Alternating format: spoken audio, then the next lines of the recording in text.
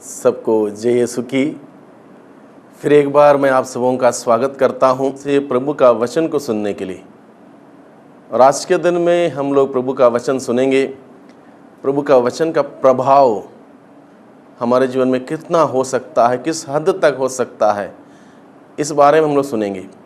साथ ही साथ हमको ये वचन सुनते वक्त ये भी बात समझ में आएगी, प्रभु का वचन का अभाव हमारे जीवन में रहेगा तो कितना मुश्किल होगा। यानी कि वचन का प्रभाव और वचन का अभाव, ये दोनों बातों पर हम लोग इस वक्त मनन चिंतन करेंगे। और इस बात को समझाने के लिए मैं बाइबल का सबसे पहला किताब उत्पत्ति ग्रंथ अध्याय 1 पद संख्या 1 से आगे पढ़ के सुनाना चाहता हूँ। यहाँ पर लिखा है, प्रारंभ में ईश्वर ने स्वर्ग और पृथ्वी की सृष्टि की। पृथ्वी उजाड़ और सुनसान थी, अतः गर्त पर अंधकार छाया हुआ था और ईश्वर का आत्मा सागर पर विचरता था। ईश्वर ने कहा, प्रकाश हो जाए, और प्रकाश हो गया। हम लोग देखते हैं ईश्वर का वचन इस दुनिया में, इस भूमंडल में, इस यूनिवर्स में प्रवेश होने से पहले यहाँ की दशा क्या थी, कैसे थी, इस बात को यहाँ पर लिखा गया है। सबसे पहले यहाँ पर बताया गया है पृथ्वी उजाड़ थी। उसके बाद लिखा गया है और वह सुनसान थी। तीसरी बात लिखी गई है अथाह गर्त पर अंधकार छाया हुआ था। और उसके बाद लिखा है ईश्वर का आत्मा सागर पर विचरता था। यानी कि चार बातें मुख्य रूप से हम इस बाइबल के इस वचन के द्वारा हम समझ सकते हैं। वहाँ पर उजाड़ था, सुनसान था, अंधकार था और आत्मा सागर पर विचरता था, यानी कि जीवन नहीं था। ईश्वर का वचन इस धरती में प्रवेश होने से पहले यहाँ की दशा इस प्रकार से थी। बाइबल हमें बताता है उजाड़, सुनसान, अंधकार और निर्जीव, जीवन नहीं था। ऐसी दशा में ईश्वर ने पहला वचन, पहला शब्द इस भूमंडल में भेजा और वह है, ईश्वर ने कहा प्रकाश हो जाए, और प्रकाश हो गया। प्रकाश हो जाए और प्रकाश हो गया। इस बात से हम समझ सकते हैं उससे पहले यहाँ की दशा बहुत खराब थी, अंधकार था, उजाड़ था, सुनसान थी और जीवन नहीं था। इसका मतलब जब प्रकाश हो जाए, ईश्वर ने कहा, उसके बाद प्रकाश हो गया। और बहुत सारे लोग इस बात को इस प्रकार से समझ लेते हैं, प्रकाश हो जाने की सूरज की रचना हुई होगी, सूरज ने प्रकाश दिया होगा, इस प्रकार से लोग समझ लेते हैं। इसी उत्पत्ति ग्रंथ के आगे के अंश को अगर हम पढ़ेंगे, इसमें लिखा है सूरज की रचना चौथे दिन हुई। और ये प्रकाश कौन है, इसका उत्तर हमें नबी ईसायास देता है, हमें बताता है ये प्रकाश कौन है। यहाँ पर लिखा है नबी ईसायास के ग्रंथ अध्याय 60 पद संख्या 19 में ये प्रकाश के बारे में वर्णन किया गया है। यहाँ पर बताया गया है, तुझे ना तो दिन में सूर्य के प्रकाश की और ना रात में चांदनी की आवश्यकता होगी। प्रभु सदा के लिए तेरा प्रकाश होगा और ईश्वर तेरी दीप्ति। तेरा सूर्य कभी अस्त नहीं होगा, तेरा चंद्रमा कभी लुप्त नहीं होगा, क्योंकि ईश्वर ही होगा तेरा सदा बना रहने वाला प्रकाश। इस प्रकार से बात स्पष्ट है, ये प्रकाश हो जाए, ये सूरज नहीं था बल्कि सूरज को बनाने वाला था।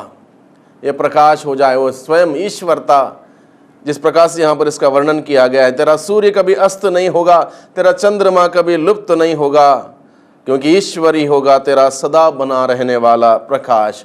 और वही स्वयं ईश्वर, ईश्वर का प्रकाश बहुत ही ज़रूरी है हर इंसान के लिए, इस धरती के लिए, हर जीव जंतुओं के लिए।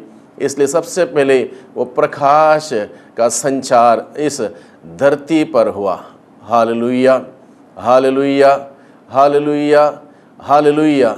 हम प्रभु की स्तुति करें, क्योंकि प्रभु ने सबसे पहले हमें प्रकाश दिया और वो प्रकाश हम सबों के लिए बहुत ही ज़रूरी है। विशेष रूप से अंधकार में भटकने वालों के लिए एक प्रकाश, एक ज्योति का उदय हुआ है, इसलिए वही प्रकाश हम सबों को प्राप्त हुआ है। और स्वयं प्रभु यीशु ने कहा, मैं संसार की ज्योति हूँ। स्वयं प्रभु यीशु मसीह इस बात को समझाता है, मैं संसार की ज्योति हूँ। संसार के अंधकार को, पापमय अंधकार को, बुराई के अंधकार को, घृणा, नफरत, ईर्ष्या के अंधकार को दूर करते हुए प्रेम के प्रकाश से भरने के लिए, क्षमा के प्रकाश से भरने के लिए, शांति के सुसमाचार से भरने के लिए इस दुनिया में प्रभु आए। और प्रभु का प्रकाश सबों को प्राप्त हुआ, लेकिन जितने लोगों ने उस प्रकाश को ग्रहण किया उन सबों के जीवन में आशीष आ गई। हम फिर एक बार उस उत्पत्ति ग्रंथ के वचनों पर विचार करें। वचन का प्रवेश होने से पहले यहाँ पर उजाड़ था, यानी कि हम समझ सकते हैं जिस व्यक्ति के जीवन में ईश्वर का वचन प्रवेश नहीं हुआ है वहाँ पर उजाड़ है। उजाड़ यानी कि वहाँ पर कुछ नहीं हो सकता है। उजाड़पन, खोखलापन या खालीपन, कुछ भी वहाँ पर उग नहीं सकता है, कुछ भी पनप नहीं सकता है, कुछ भी फल नहीं सकता है, कुछ भी बढ़ नहीं सकता है, कुछ भी तरक्की नहीं कर सकता। उजाड़पन। और लोगों के जीवन में हम देखते हैं बहुत सारे लोग उजाड़पन से गुजर रहे हैं। बहुत कुछ है उनके पास, नौकरी है, पैसे है, ज़मीन है, जायदाद है, गाड़ी है, बंगला है, सारी सुविधाएं हैं, लेकिन लोग उजाड़पन से गुजर रहे हैं। उनके जीवन में वो आनंद नहीं है, वो खुशियाँ नहीं हैं, उल्लास नहीं है, उमंग नहीं है, निराश हैं, हताश हैं, टूट चुके हैं इंसान। और इस प्रकार से जब इंसान गुजरता है, ये क्लियर साइन है, एक संकेत है कि उसका जीवन उजाड़ में है, यानी कि ईश्वर का वचन उसके जीवन में नहीं है, ईश्वर के वचन की सामर्थ्य उसके जीवन में नहीं है। और यही दशा हम देखते हैं बहुत सारे परिवारों में आज के दिन में सब कुछ है, सारी सुख समृद्धि है, लेकिन अगर नहीं है, वचन नहीं है, क्योंकि वचन पढ़ने के लिए लोगों के पास समय नहीं है, एक साथ वचन को लेकर प्रार्थना करने के लिए समय नहीं है। लोग परिवार में 5 सदस्य हैं, पांचों के पांचों सदस्य अपने अपने कार्य में व्यस्त हैं, चाहे टीवी के सामने हो, चाहे इंटरनेट के सामने हो, या व्हाट्सएप लेके हो, अपने अपने कार्य में व्यस्त हैं। और इस प्रकार से लोगों के पास टाइम नहीं है, लोगों के पास समय नहीं है एक साथ आके बैठने के लिए, प्रभु का वचन बांटने के लिए, प्रभु का वचन सुनने के लिए। और जब तक प्रभु का वचन नहीं पढ़ा जाएगा, नहीं सुना जाएगा परिवारों में, वहां पर उजाड़पन बना रहेगा। जिस प्रकार से हम पढ़ते हैं पृथ्वी पर ईश्वर का वचन प्रवेश होने से पहले यहाँ की दशा उजाड़पन में थी, और यही दशा परिवार में हम देखते हैं, उजाड़पन है। और परिवार में लोगों के बात समझ में नहीं आती है कि हमारे घर में इस प्रकार समस्या क्यों है, हमारे परिवार के सदस्यों के जीवन में समस्या क्यों है। और समस्या का उत्तर बाइबल हमें बताता है, वचन के अभाव में वहां पर उजाड़पन रहेगा। वचन के अभाव में इस धरती पर उजाड़पन था, और वचन के प्रवेश के बाद उजाड़पन दूर हो गया। इसलिए जिस व्यक्ति के जीवन में, जिस पारिवारिक जीवन में अगर उजाड़पन है किसी प्रकार से, भाइयों बहनों, आज के दिन में हम इस बात को समझ लें, और आज ही हम व्यक्तिगत तरीके से, व्यक्तिगत तौर से और पारिवारिक तौर से प्रभु का वचन पढ़ें, प्रभु का वचन सुने, प्रभु के वचन पर मनन चिंतन करें, ताकि हमारे जीवन में हो, चाहे व्यक्तिगत जीवन में हो, पारिवारिक जीवन में हो, जो भी उजाड़पन है, उजाड़पन समाप्त हो जाए। ये बहुत ही जरूरी, इसके अतिरिक्त दूसरा कोई रास्ता नहीं, दूसरा कोई इलाज नहीं हमारे जीवन को और आगे बढ़ाने में, और कोई रास्ता नहीं है। प्रभु का वचन जो कि जीवंत है, जिसमें जीवन है, और वचन के द्वारा हमें जीवन प्राप्त होगा। इसलिए भाइयों बहनों, ये बहुत ही जरूरी है हम इस बात को समझें। प्रभु के वचन के बगैर हमारे जीवन की निराशा दूर नहीं हो सकती है, हताशपन दूर नहीं हो सकता है, परिवार आगे नहीं बढ़ सकता है, और इसके लिए ईश्वर का वचन हमें सख्ती से जरूरत है। Hallelujah, hallelujah, hallelujah, hallelujah. दूसरी बात यहां पर बताई गई है, ईश्वर के वचन इस धरती पर प्रवेश होने से पहले वहां पर सुनसान थी, धरती सुनसान थी, यानी कि खाली, खोखला, कुछ नहीं था, कोई आवाज नहीं थी, सुनसान, यानी कि वहां पर किसी प्रकार से जीवन नहीं था, वहां पर किसी प्रकार से आशा नहीं थी, एक उम्मीद नहीं थी, यानी कि सुनसान, अकेलापन हम समझ सकते हैं। आज लोग अकेलेपन का अनुभव करते हैं। बहुत सारे लोग परिवारों में हैं, समुदायों में हैं, कम्युनिटीज में हैं, लेकिन लोग अकेलापन का अनुभव करते हैं। क्यों करते हैं? क्योंकि ईश्वर का वचन का अभाव उन सबों को अकेला कर देता। क्योंकि ईश्वर वचन के द्वारा हमारे साथ रहता है, वचन के साथ हमारे साथ चलता है, वचन के साथ हमारे साथ बातचीत करता है, वचन के साथ हमारे साथ दोस्त के रूप में हमारे साथ बातचीत करते, हमारी अगुवाई करता। अगर वचन नहीं है तो हम अकेले हो जाएंगे, सुनसान धरती के भांति सुनसान हो जाएंगे, अकेला हो जाएंगे, अनाथ हो जाएंगे। इसलिए वो वचन हम सबों के लिए बहुत ही ज़रूरी है, जो हम सबों के जीवन का अकेलेपन को दूर करता है। वचन के द्वारा प्रभु हमारे साथ यात्रा करेगा, प्रभु हमारे साथ चलेगा, प्रभु हमसे बातें करेगा, हमारी बीमारियों में चंगाई प्रदान करेगा। इसलिए वो वचन हम सबों के लिए बहुत ही ज़रूरी है। भाइयों बहनों, इस बात को हम समझ लें, वचन के अभाव में हमारा जीवन उजाड़ हो सकता है, हमारा जीवन सुनसान हो सकता है। इसलिए इसको उजाड़पन को और सुनसानपन को दूर करने के लिए ईश्वर का वचन बहुत ही जरूरी है। और इस प्रकार से ईश्वर का वचन प्रभावशाली होगा हमारे जीवन में। अभाव में हमारे जीवन में नुकसान होगा, ईश्वर का वचन रहेगा तो हमारा जीवन प्रभावशाली होगा। इसलिए प्रभु का वचन, प्रभावशाली वचन हम सभी सुने, हम सभी पढ़ें, हम सभी ग्रहण करें। और तीसरी बात हम सुनते हैं, वहां पर अथाह गर्त में अंधकार था, यानी कि अंधकार वहां पर छाया हुआ था। इस धरती पर वचन का प्रवेश होने से पहले अंधकार था। आज के दिन में हम देखते हैं लोगों के जीवन में अंधकार है, जीवन लोगों का अंधकार में है, पारिवारिक जीवन अंधकार में है। ये कौन सा अंधकार है? ईश्वर का वचन नहीं होने से, ईश्वर का वचन का अभाव का अंधकार व्यक्तिगत जीवन में हम देख सकते हैं, पारिवारिक जीवन में देख सकते हैं। वचन नहीं है, इंसान का जीवन अंधकार में है, अंधकार की ओर जा रहा है। आज के इस युग में आधुनिक सुख सुविधाओं के बीच में हमारे बच्चे, युवक युवतियां अगर अंधकार की ओर जा रहे हैं, क्यों जा रहे हैं? एक कारण मैं आपको बता देता हूं। वो एक मुख्य कारण यह है, ईश्वर का वचन का अभाव। ईश्वर के वचन के अभाव, ना उनके पास ईश्वर का वचन पढ़ने के लिए समय है, ना उनके पास ईश्वर का वचन सुनने के लिए समय है, ना किसी प्रकार से ईश्वर के वचन के प्रति इंटरेस्ट है। ऐसी दशा में वो युवक युवतियां, वो बच्चे अंधकार की ओर जाएंगे, दिन प्रतिदिन अंधकार की ओर जाएंगे। और आज के दिन में इतना अंधकार फैला हुआ है, मीडिया के द्वारा इन सभी बातों से अवगत हैं कि मीडिया के द्वारा हमारे जीवन में कितना प्रकार का अंधकार आ रहा है। इसलिए भाइयों बहनों, हमारे बच्चों का और युवक युवतियों को मुख्य रूप से अंधकार की ओर जाने से बचाना हो तो हमें उन्हें इस बात का प्रशिक्षण देना होगा, ईश्वर का वचन कितना जरूरी है। इसके अतिरिक्त हमारा जीवन अंधकार की ओर जाता रहेगा, हमारा परिवार अंधकार की ओर जाता रहेगा। इसलिए जो व्यक्ति ईश्वर का वचन सुनेगा, ईश्वर का वचन पढ़ेगा, उस पर मनन चिंतन करेगा, उसको ग्रहण करेगा, उसके अनुसार चलेगा, उसका जीवन उजाले की ओर जाएगा। इसलिए ईश्वर का प्रभावशाली वचन हम सबों के जीवन को प्रभावशाली बनाएं। इसलिए उस वचन के अभाव में ना रहें, बल्कि वचन के प्रभाव में हम रहें, ताकि हमारा जीवन, हमारे बच्चे, युवक युवतियां उस वचन के सहारे उस उजाले की ओर जाएं, अंधकार से उजाले की ओर जाएं। अगर वचन रहेगा, भले उनके पास व्हाट्सएप हो, भले उनके पास इंटरनेट हो, भले उनके पास आधुनिक मीडिया का कोई भी चीज क्यों ना हो, वो भटक नहीं सकेंगे, क्योंकि वो ईश्वर का वचन उनके कदमों पर प्रकाश बन के उनको चलाएगा, आगे बढ़ाएगा। सही दिशा में जो रास्ता प्रभु ने बताया, उस रास्ते पर वो चल पाएंगे। वचन नहीं है, वो भटक जाएंगे, गुमराह हो जाएंगे, अंधकार की ओर जाएंगे। इसलिए भाइयों बहनों, हम सभी इस बात को समझें और अपने बच्चों को और विशेष रूप से युवक युवतियों को इस बात का महत्व समझाएं कि ईश्वर का वचन कितना महत्वपूर्ण है, कितना जरूरी है हम सबों के लिए। उसके अभाव में क्या हो सकता है और उसके हमारे जीवन में आने से उसका प्रभाव क्या हो सकता है, इस बात को हम दूसरों को समझाएं, जिससे कि हम प्रभु का संदेश को समझाते हुए, सिखाते हुए, बताते हुए प्रभु की महिमा अपने जीवन में हम कर सकें। Hallelujah, hallelujah, hallelujah, hallelujah. इस प्रकार से हम देखते हैं ईश्वर का वचन इस धरती पर प्रवेश होने से पहले धरती उजाड़ती, सुनसान थी, अंधकार था और वहां पर जीवन नहीं था। वचन के द्वारा भाइयों बहनों में जीवन मिलता है, क्योंकि हम बाइबल में पढ़ते हैं, इब्रानियों के नाम के पत्र अध्याय 4 पद संख्या 12 में, ईश्वर का वचन जीवंत है, उसमें जीवन है, उसमें शक्ति है, वो सशक्त है, वो दुधारी तलवार से तेज है, वो हमारे अंतरतम में प्रवेश करता है।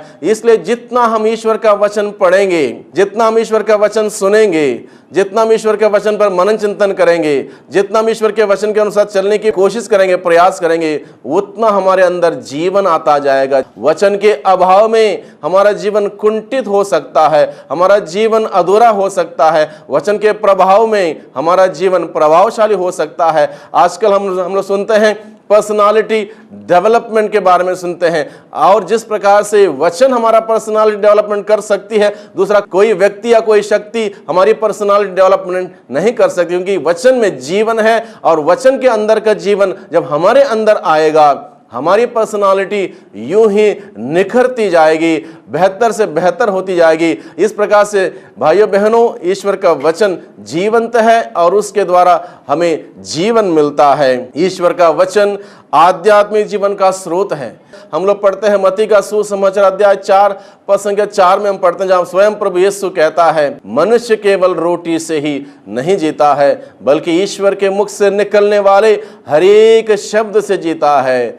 इस धरती पर ईश्वर का वचन, सबसे पहला वचन प्रवेश हुआ, प्रकाश हो जाए, और उस एक वचन के द्वारा इस धरती का सारा सुनसान, उजाड़पन, अंधकार सब दूर हो गया, जीवन आ गया। इसलिए प्रभु बताता है मनुष्य को रोटी मात्र काफी नहीं है, रोटी जरूरी है लेकिन रोटी पर्याप्त नहीं। रोटी के साथ साथ अति आवश्यक चीज है ईश्वर के मुख से निकलने वाले शब्द। ईश्वर के मुख से निकलने वाले शब्द यानी कि ईश्वर का वचन मनुष्य के लिए बहुत ही जरूरी है। और यही वचन जब हम पढ़ेंगे, सुनेंगे, उसके अनुसार जीवन बिताएंगे, हमें स्वर्ग की ओर ले चलेगा। ईश्वर का वचन हमें आशीष प्रदान करेगा, हमें जीवन प्रदान करेगा, हमारी आध्यात्मिक भूख और प्यास बुझाएगा।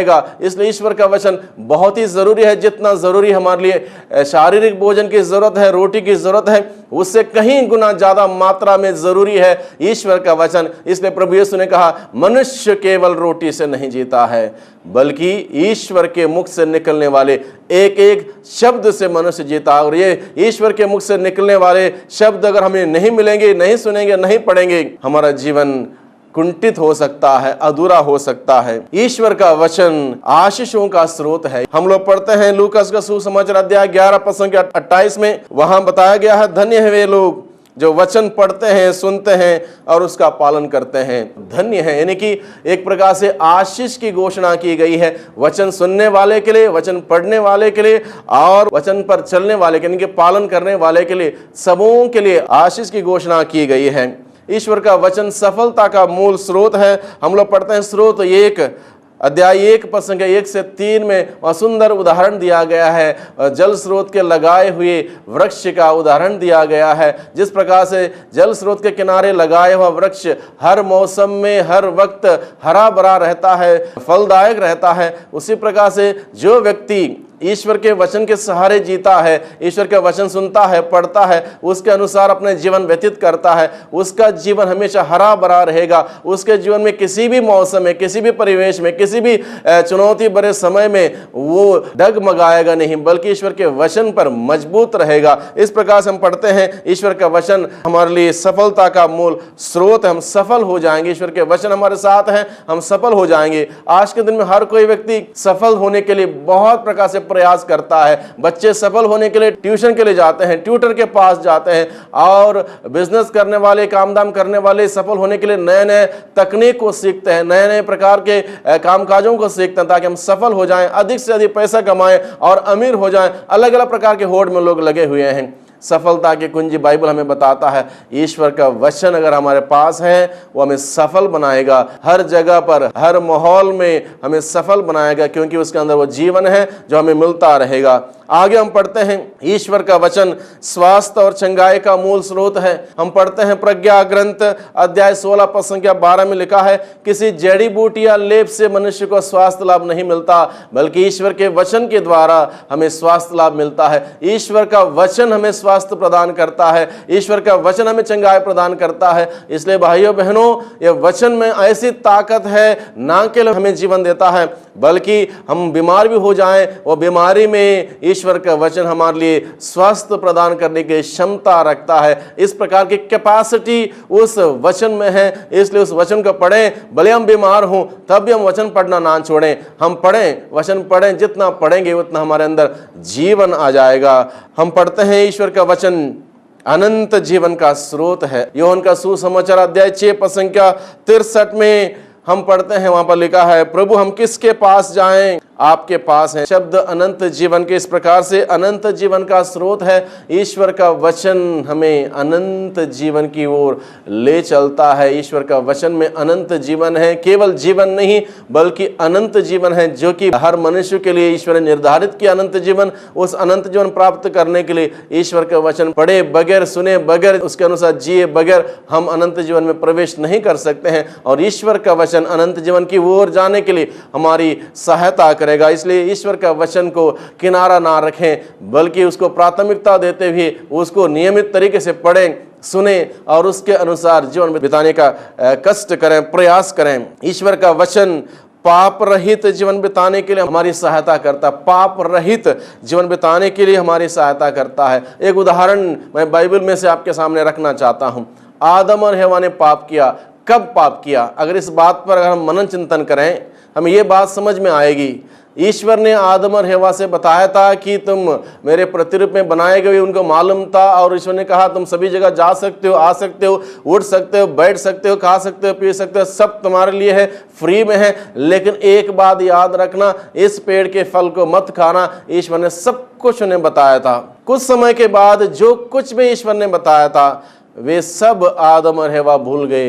यानी कि ईश्वर का वचन उनके जीवन में नहीं रहा। ईश्वर का वचन वो भूल गए। जब ईश्वर का वचन नहीं रहा उनके जीवन में, वो सुनसानपन उनके जीवन में आ गया, उजाड़पन उनके जीवन में आ गया, अंधकार उनके जीवन में आ गया। ऐसे परिवेश में शैतान उनके जीवन में आता है। शैतान का काम है झूठ बोलना। शैतान आके झूठ क्या बोलता है? इस पेड़ के फल को खाओ और इसको खाओगे तब जाके तुम ईश्वर जैसा बनोगे, जबकि वो ईश्वर के प्रतिरूप में बनाए गए थे। अब ईश्वर बोलता है इसको खाओगे तब जाके बनोगे।